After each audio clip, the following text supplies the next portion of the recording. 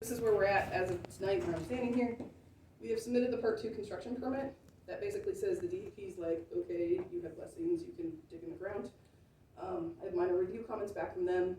Basically, they just need some profiles and we'll be good to go. We have to prepare a PennDOT highway occupancy permit, also known as an HOP.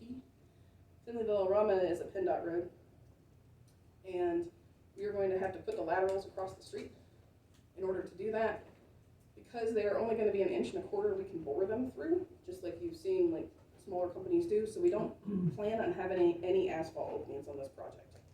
The main line is running all along the east side of the road, the entire way. It'll be at the very edge of the shoulder, so we won't be in the influence of any poles. We'll be out of the storm drains, and we'll be out of the influence of the road.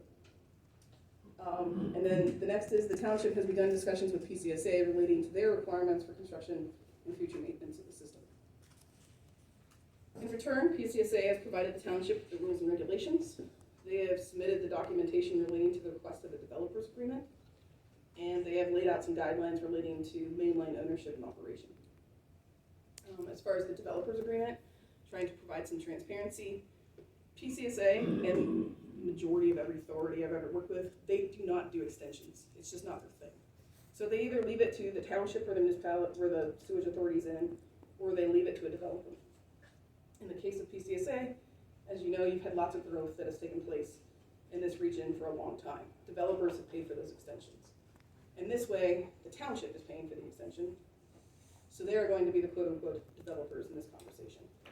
So they're going to follow the same outlines as the normal people do. That way all the legal boxes are checked. Everything's done to the guidelines that are existing at PCSA. And then the residents. You have attended this meeting to learn about the project. And we'd like to work with you to get the easements relating to where the grinder pumps are going to go and the agreements for the properties. Next steps. You guys review the easements, work with